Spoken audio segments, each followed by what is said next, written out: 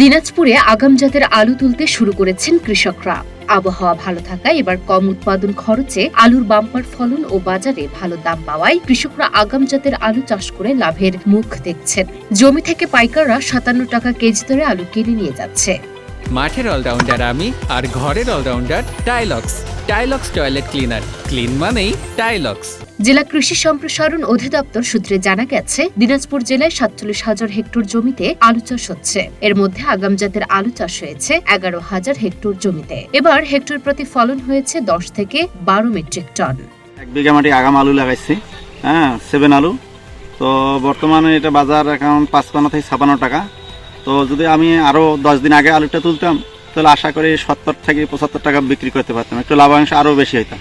যাক, আল্লাহর রহমতে এখনো যেটা পাচ্ছে এটাও অনেক লাভ হবে। আগাম আলুতে লাগাচ্ছি 1 বিঘা, খরচ বীজের দাম বেশি, তখন ৬০-৬৫,০০০ খরচ হচ্ছে।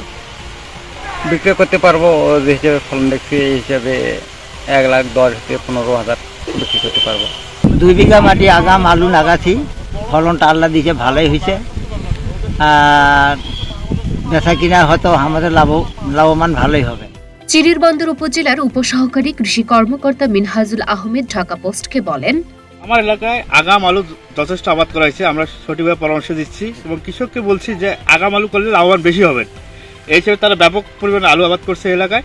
সবচেয়ে বড় কথা হলো যে এখানকার যে লেট ব্লাইট আলু, যে প্রধান রোগ লেট ব্লাইট, এটা দেখা যায় না। এই হিসেবে কৃষকরা অনেক লাভবান হচ্ছে আগাম আলু করে। এদিকে চিরিরবন্দর উপজেলা কৃষি অফিসার কৃষিবিদ জোহরা সুলতানা ঢাকা পোস্টকে বলেন, চলতি মৌসুমে এই উপজেলায় ৩,০০৫ হেক্টর জমিতে আলুর আবাদ হয়েছে। চলতি রবি মৌসুমে চিরিরবন্দর উপজেলায় ৩,০০৫ হেক্টর জমিতে আলুর আবাদ হয়েছে। এর মধ্যে বিভিন্ন আগাম জাত রয়েছে। ইতোমধ্যে চিরিরবন্দরে আলু উত্তোলন শুরু হয়েছে।